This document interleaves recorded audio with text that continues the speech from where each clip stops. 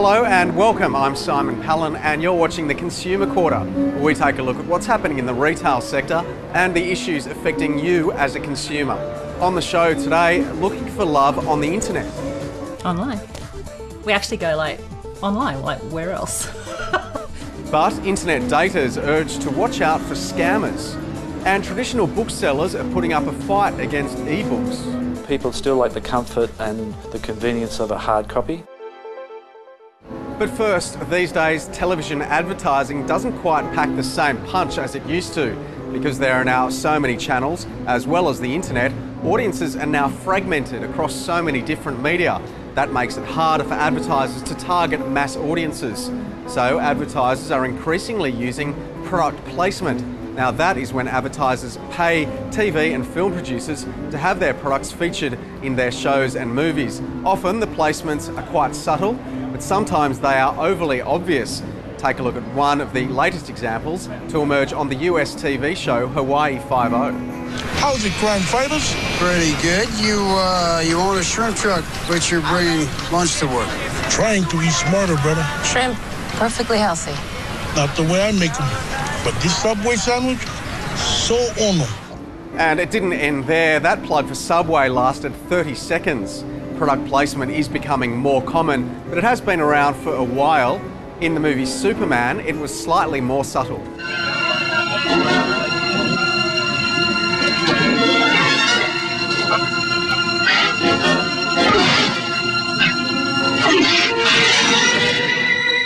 And now let's have a look at how the boys from Wayne's World did it.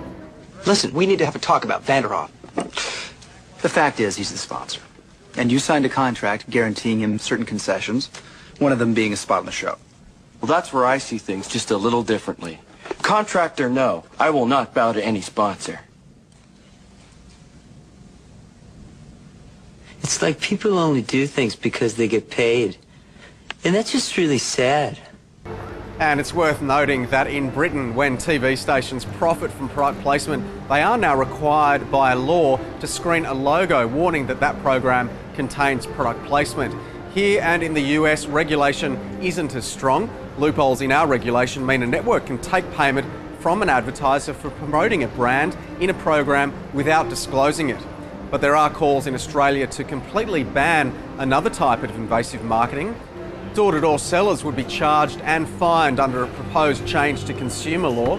They've been accused of pressuring and misleading the elderly and also disadvantaged. Complaints have been made about door-to-door salespeople peddling electricity deals, gym memberships and a range of other products. But it's probably no wonder why some traditional brands and retailers are resorting to such tactics. 2012 is expected to be another tough year for them. Already, Myer, David Jones, JB Hi-Fi, Harvey Norman and Kathmandu have announced their profits will be lower than expected. The retail landscape will be at least as challenging as last year. Unemployment is set to rise, the Australian dollar will stay high, internet sales will get bigger and rent will continue to go up. And according to retail analyst Peter Ryan, consumers are becoming harder and harder to please. A lot of customers out there right now are becoming less and less enchanted by physical retail. You know, they have to go out of their way, they have to travel at least 20 minutes, they have to drive round and round and round trying to find a parking space, so that when they actually go to the physical stores, gosh, it better be worth all of that hassle to actually go there. And while many traditional retailers are struggling, the same can't be said for Australia's big supermarkets, which of course hold vast amounts of market power. The battle between Coles and Woolworths has of course triggered a wave of discounting over the past year, and another front has opened up in the discount supermarket wars. Coles fired the first shot by slashing some fruit and vegetable prices by up to 50%. But farmers groups are worried that the price war with Woolworths could put some growers out of business. And shoppers have also been warned that anything they save on fruit and veg could be clawed back by the supermarkets on other items. Cheaper fruit and vegetables might appear good news for consumers, but there could be drawbacks. Firstly, prices on other supermarket items might be raised in order to balance out the bargains. Big supermarkets use tactics like this to sort of lure people to sort of cheap fruit and veg and maybe more expensive groceries. And like many smaller retailers, this fruit and vegetable grocer says heavy supermarket discounting makes his life tough. It does make it really hard for us. If there's 50% off fruit and veg, it makes it very hard on small business owners to survive. Growers too say Coles' move to cut prices on a range of fruit and vegetable items by up to 50% will hurt. It is a price-taking market, unfortunately, and many growers are generally just given it a price and it's either take it or leave it. The long-term view of this is that they could go broke and we had to start relying on imported foods into this country. Coles says the current abundant supply of fruit and vegetables means the price cuts make sense. There's an abundance of produce at the moment. Our growers are holding on to a lot of stock.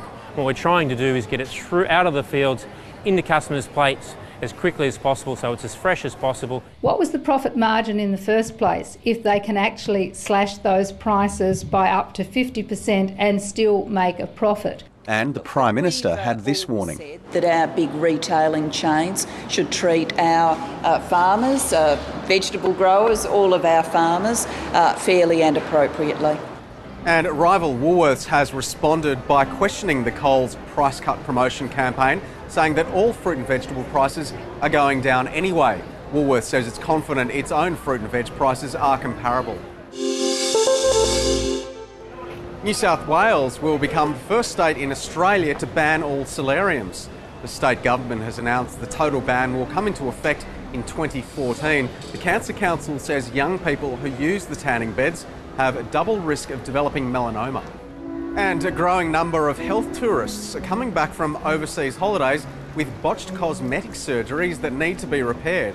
The Australian Society of Plastic Surgeons surveyed its members, with 38% saying they were approached by patients in the past year to help fix faulty procedures. Many of those patients are returning from having work done in countries like Thailand, India and South America.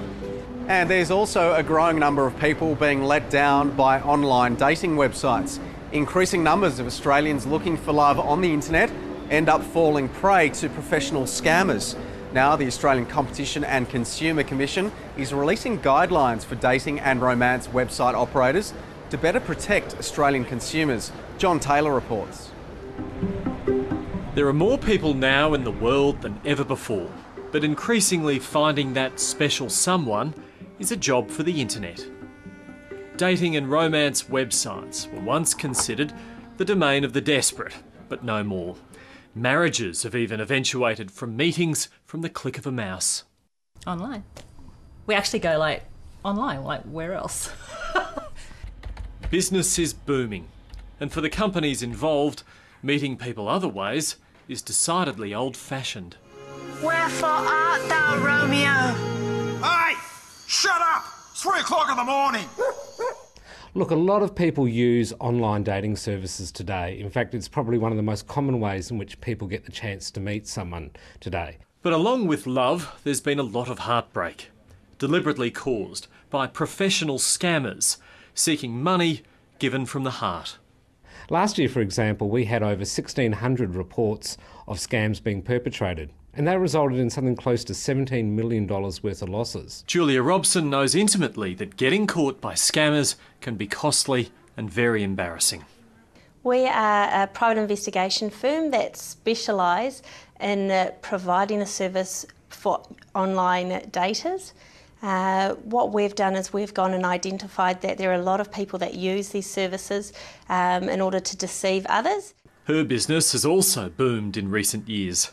How big do you think the online romance scam industry is? Look, every day there are new people joining internet dating sites. It's a very popular way of finding people. Unfortunately though, the figures reflect that nearly $10 million a month is being sent overseas, particularly in Nigeria, by at least 10,000 Australians. So it's a huge problem. The Australian Competition and Consumer Commission has now developed a set of guidelines for dating and romance websites. What you'll see going forward are warning signs, so that at critical points when you're moving through a web page, when you're interacting through the site, you'll find warnings or typical indications about these are the sorts of behaviours that scammers may be perpetrating. It's been more than a decade since internet romancing emerged. But the age-old lesson of be careful still applies. Well, ebooks may be the latest amusement, but the old-fashioned browse and buy bookstore is not giving up without a fight. Many retailers are reporting healthy sales, especially those prepared to try new ways of enticing consumers. Here's the ABC's Jessica Nan. Tucked away in the tiny town of Collector, just outside of Canberra, lies a book lover's goldmine. We specialise in local history, Australian history, biography. We've got a lot of gardening books, cookbooks, military books. Frank Ross has been building up his shop's stock for the past 5 years. Now he's ventured into the lucrative online market and business is booming. In an age where novels can be downloaded instantly, these specialty stores risk becoming obsolete. Last year saw some of the major players shutting their doors, but independent retailers say they're here to stay. There's a lot of pent-up demand for books, no matter what. I think people still like the comfort and the convenience of a hard copy. From specialty stores to doing it cheap, some retailers have opted for heavy discounting to draw in the sales. What we specialise in is remainders, and these are the books that publishers have overstocks of. Diversification has been essential, and shop owners are looking for other ways to attract readers to spend. What I've done is put a lot of effort into making us really into a destination. So we put coffee back into the shop the year before last, and then last year we put a wine bar in, and we're trying to have a lot more events. And to the future of these walls of knowledge? I think the independent bookshops do have a viable future, and the fact that they've survived shows that. A book is leisure, it's pleasure, it's sitting back, it's getting comfy in a nice chair with a glass of wine. While the e-book revolution has changed the reading habits for millions, it seems the humble hard copy still has a future. And finally today, for the tech-savvy feline in your life, the RSPCA has developed an iPad game for cats. The app is designed to keep cats from getting bored when their owners are out of the house. Having exceptional sight, the animals can respond to the stimulus and are even given a score. Let's just hope they don't scratch the screen with their paws. Well, that is all for this edition of the Consumer Quarter. Thank you for watching. If you've got any feedback or even story ideas, please feel free to get in touch online, on Twitter @Simon Palan, or on Facebook, search for the Consumer Quarter page and click like to stay up to date. And I'll see you next time.